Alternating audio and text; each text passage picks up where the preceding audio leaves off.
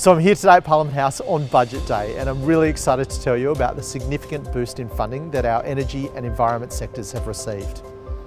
A thriving and protected environment is what this budget is all about. New South Wales is home to some of the most unique plants, animals and ecosystems anywhere in the world, and it's our responsibility to protect them. Over the next 4 years, we're going to spend over $1 billion in protecting these unique ecosystems for everyone to enjoy. There is over $193 million to meet my commitment to double our precious and iconic koala population by 2050.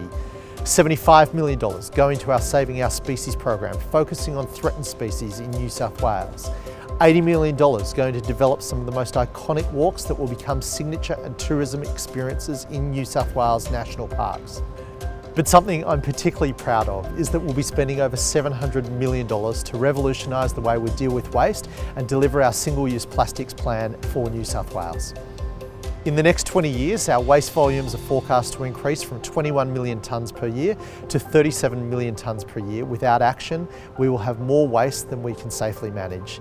This funding will enable us to implement the policies and programs we need to reduce waste, eliminate harmful single-use plastics, and create new economic and employment opportunities. And let's not forget about our energy sector. We've got record funding to roll out our energy and infrastructure roadmap, which will modernise our electricity system, drive down electricity prices, and set New South Wales up for a prosperous future.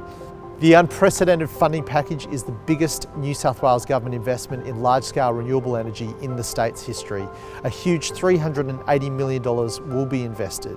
We have the most ambitious renewable energy policy in the country, and with 4 of our 5 coal-fired power stations due to reach the end of their technical lives in the next 15 years, we're on the clock to replace them before they close to keep the lights on and drive prices down. Our roadmap is expected to deliver New South Wales families and businesses some of the cheapest electricity in the OECD, and will set the state up for success in a low-carbon world.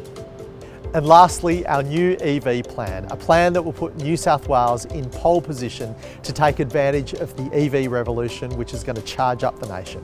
We are spending over $500 million with an investment in tax cuts to incentivise uptake and reduce barriers for electric vehicle ownership, putting New South Wales on the map when it comes to EVs.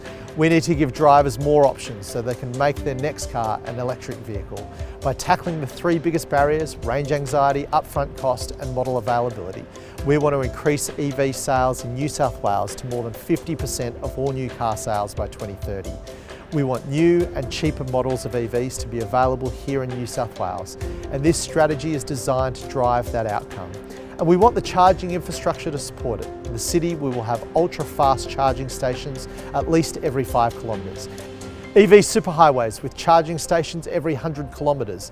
And EV tourist routes will mean that very soon your next road trip could be in an EV. This budget delivers for everyone across New South Wales, whether it be in the city or the bush, whether it be dealing with the pandemic or helping you get the best education.